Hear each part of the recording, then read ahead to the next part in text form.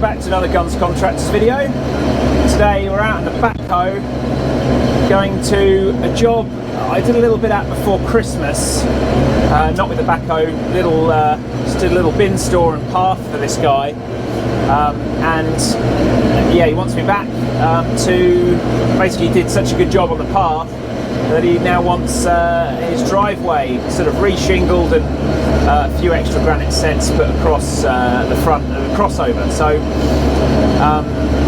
the job at Christmas I did the 18Z. It was a tight little job around the side of his house. But this time I'm going to take the Backhoe there and rip all that shingle up. Should be able to save that because it's good stuff. So we'll use that on another site somewhere.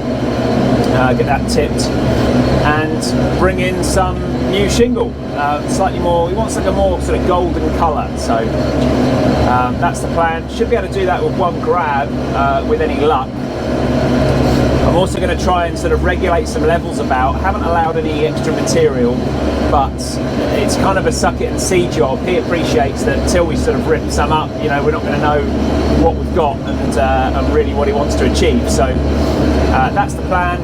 Thought I'd take the Backhoe. It's a big enough drive. It's about 250 square meters. You know, it would be nigh on perfect work with the 3-tonner, to be honest. But the bigger the machine, the quicker you're going to get it. You know, we've got a bigger bucket, we've got more reach, and it's quite a tight job getting in his gateway. I'm not sure if we'll get the lorry in the gate. I have had Dewsons in there, but their wagons, you know, might turn a bit better, I think, than maybe an 8-wheel grab lorry. Having said that, my grab guy is really good. I use an owner-operator local here, and he does all my grab work. And yeah, if he can get the lorry in, if it's possible, Ryan will make it happen. So that's the plan. He's teed up. I'm romping over there now. Probably got another 10 or so minutes. Not too far from my house. Takes about 20 minutes to get there. Even if the Backhoe's not bad. To be honest, it's only this road that you're slow on. The rest of it's all 30-mile-an-hour limit anyway. So you're not really a lot slower in the Backhoe as it is. So yeah, romping there. Got my diesel whacker plate with me for a bit of compaction. It's quite handy being able to romp that around. And yeah, see how we get on. I'll show you how I get on with it. So the job here is to refresh this shingle drive, and there's a couple of issues that the customer has. One is that there's sort of weeds growing through the drive. You know, over the years it's incorporated. No matter how clean you try and keep it, there is now a bit of dirt and leaves and debris and moss that gets into the shingle, and it'll just cause, you know, areas for weeds to grow, and it'll become trickier to keep on top of. So the shingle itself's got a little bit dirty, and the second problem is there's a slight hump in the drive, and for some reason he's getting flooding over by his garage. Now, when I surveyed this job, I came with a road pin and just checked, you know, what's underneath this, because you don't know what the sub base is like, right?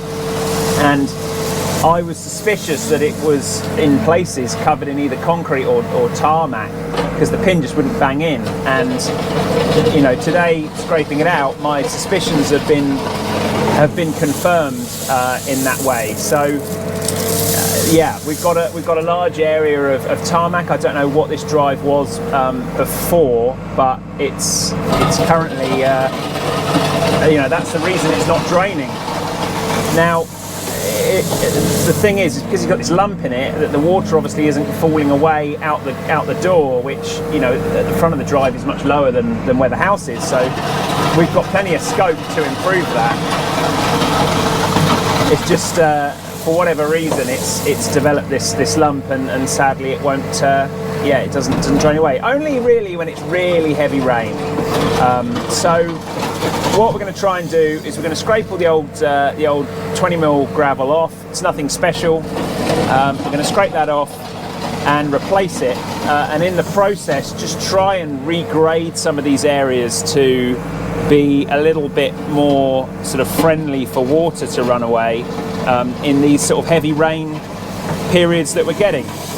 And I'm just using the backhoe to just pull away from the edges. I can work a little bit more delicately with the back end, and then I end up with piles in the middle of the drive that I can use the front shovel to move around and get a bit closer to where the grab lorry is going to be able to reach it. So that's kind of why I'm doing this. We've got granite sets around the edge here, and you know, this digger wouldn't take much force to knock a few out, and to be honest, haven't really priced for that, so I'd rather work a little bit slower and a little bit more carefully, because that'll save me more time than replacing half of his granite sets, because I've been a bit of an animal with the front end. So that's what I'm doing at the moment, just working through. The problem I've got here is that I think there's been a bit of an extension on the drive at some point, because the tarmac seems to end around my sort of right hand wheel here, and then we've got type 1 at this point, so I don't really want to scrape up too much of that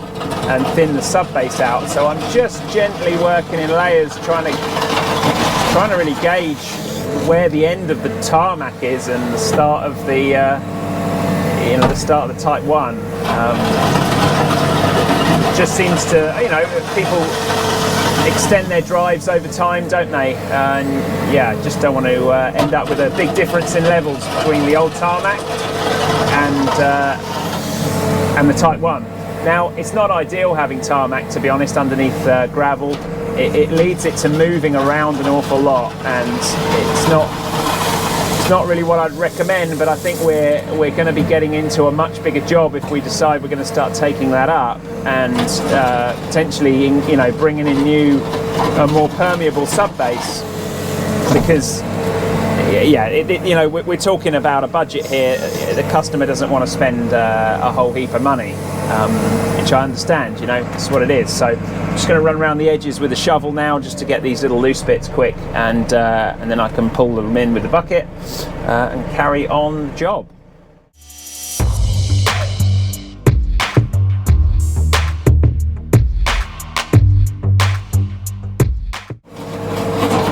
So I don't want to take too much off here, because it's not.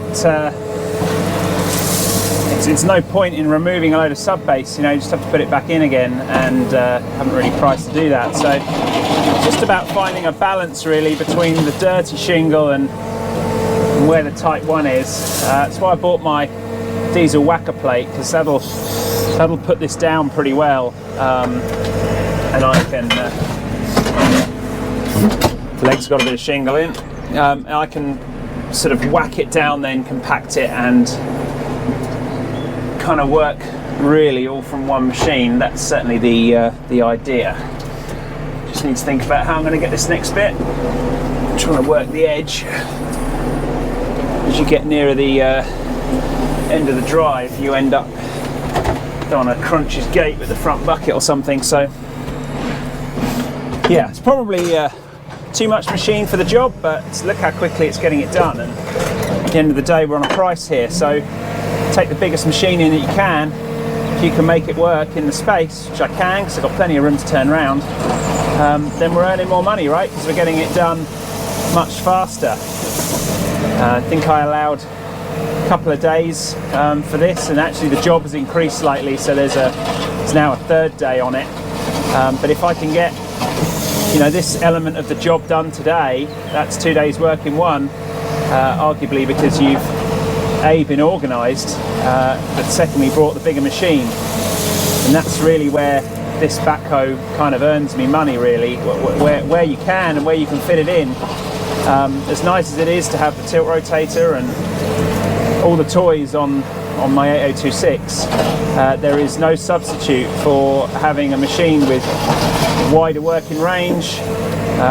You know, more power is not really necessary on this kind of job, but the wider working range, the front bucket to run around like a sort of dumper will save doing a lot of haymaking, which you otherwise would have done with the 3-tonner. You know, you'd have been swinging it left and right to kind of take it back from these edges, and I don't need to do that. So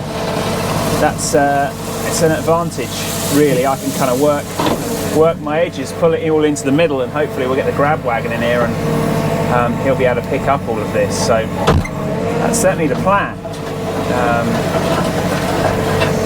Just slightly out. So one thing I'm still getting used to with this is how far it will reach. It's got very different geometry. To lift the front bucket up to the kind of excavators that I'm used to working with, and as a result, it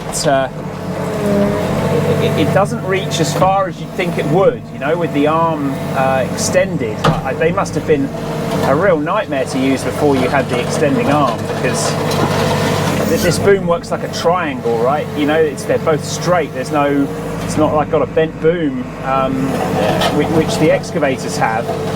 And as a result, you're constantly working both elements of the arm in order to grade, which when you're on a 360, as you know, there is actually a spot where you don't really need to lift the boom up or down much. You can still bring the dipper in, and you know, in relative to the height, it doesn't really move very much. And it's not the case with this JCB. And you know, the cats and stuff have got banana booms, and I do wonder if maybe they kind of maybe drive a bit more traditionally like an excavator would. But you know, I'm getting used to it, and I understand kind of why they've gone with this fixed boom, straight boom rather, idea. And it's been like this a long time, you know. Again, why, if it ain't broke, don't fix it kind of thing. But it's just a little bit more to get used to as a new operator to a 180, I find. But I enjoy the challenge, you know. It's all kind of part of it. Now need to get further away again, but I'm getting better at using the machine to sort of hop myself around when you don't need to necessarily use, you know, turn around, lift the bucket, mess about, lift the legs. It all takes time on the working cycle, and actually you can just sort of hop and skip about a bit more, and it works sort of just as well. So I'm kind of getting the hang of that. It's just another thing that you don't necessarily need to do with a 360, but yeah, it's good. I'm enjoying the challenge, and a day out on the backhoe is always enjoyable for me. I'd love to use it more and get better with it, and really show my customers that, you know, this style of machine actually still can be productive. You know, maybe with a few new attachments and a bit of a different mindset. It's obviously no good when it's wet. The track machine will always win out, but for versatility, there's a lot of options with a backhoe, and that's why I enjoy driving it. You know, I look forward to these days. Sun's come out. What more could you want? She looks great in the sun. The yellow paintwork glistens.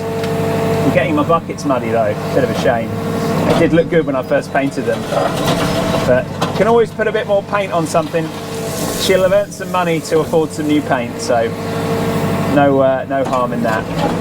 So yeah, just going to finish scraping the rest of this up. Try and work my way around the edges, as I say. I don't want to block this entrance, because that's where I really want to get the lorry in. And yeah, so I'll probably pull my way back out of the entrance in a second, and I've got a little bit round to the right as well, and there's a sort of turning bay in front of me, which you can't see on camera, but we'll work our way in there in a minute. So I'll stick the camera in time lapse so I'm not boring you, and get this element of the job done.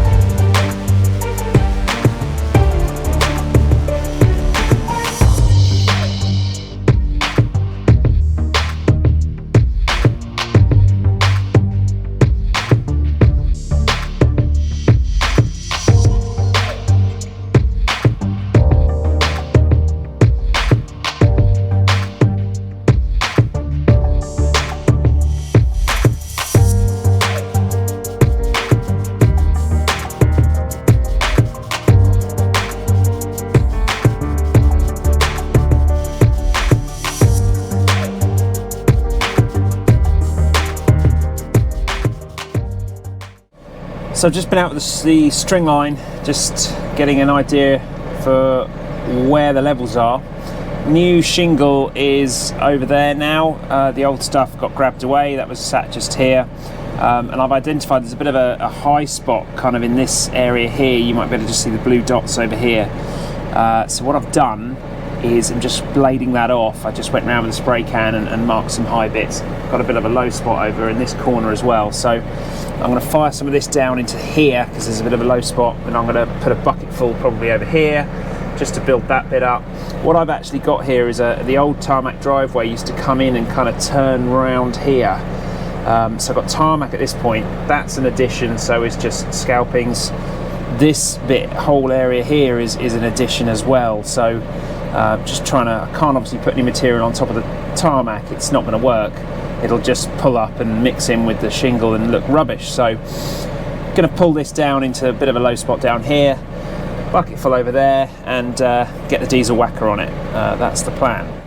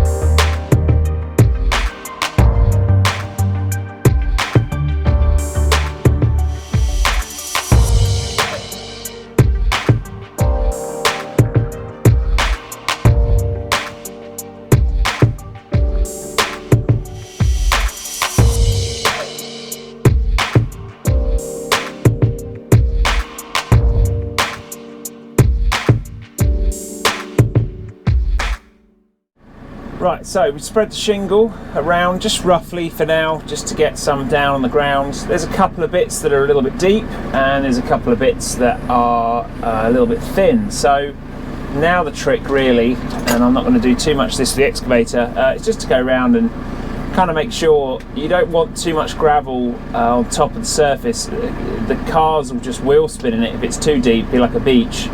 And it's no good for pulling wheelie bins through and things. So the trick really is to get a cover, but not go too deep. If you're anything more than 50 mil, really is pretty deep in terms of shingle. So that's what I'm going to try and achieve now, is like an even, consistent amount of it. Got a pile in the corner. Now I have got a little bit to do by the front gate tomorrow, so I'll leave a bit in the corner to finish off that area.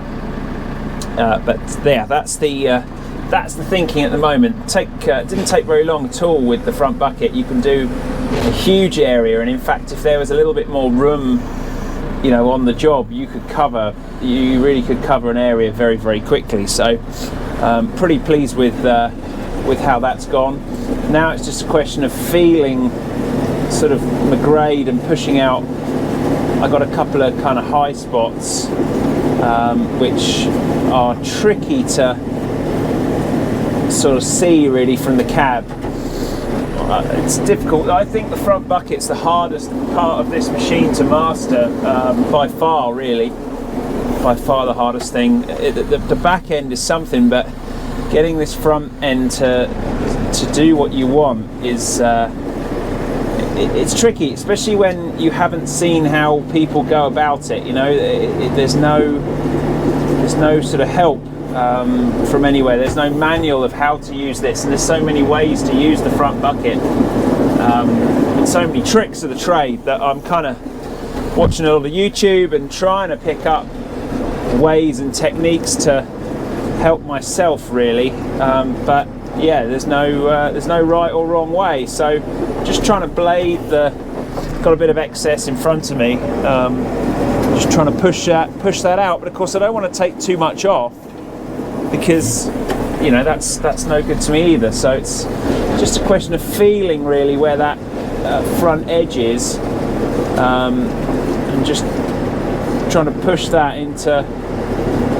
this sort of lower spot that I've got here really, so I don't have to do too much raking, because I don't mind a little bit of raking and checking depths and shoveling a couple of holes, but you know, ultimately we're trying to do a lot of this job with the machinery, right, to take the labour element away from it. So just got to get better, and I think practice is all practice, and sometimes, you know, making mistakes and fucking up is as important really as getting it right. You know, you learn by your mistakes. So I guess that's currently where I'm at, just trying to make it work. I do have like a float setting on this loader, so I could sort of back drag it, but bucket's quite heavy, and with this shingle being quite light, I think it would be very easy to pull too much material back, you know, almost pull too much off.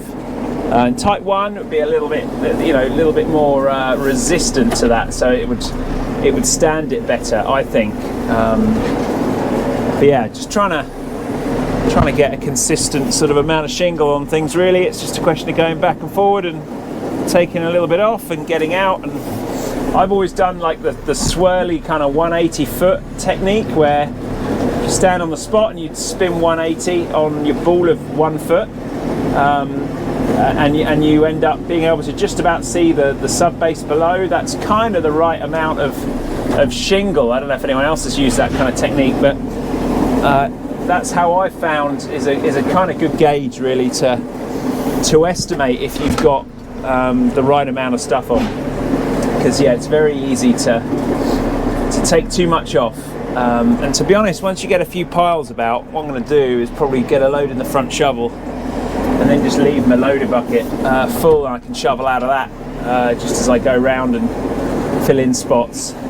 It's just very, I mean, I'm sure people have done it, they've done it with the loader, and it's no doubt possible, but trying to be accurate here, and just don't have enough experience. So I'm trying to get a feel for where I need to have material and where I don't really. So work in small areas, and yeah, pull it about as we go. That's what I'm up to.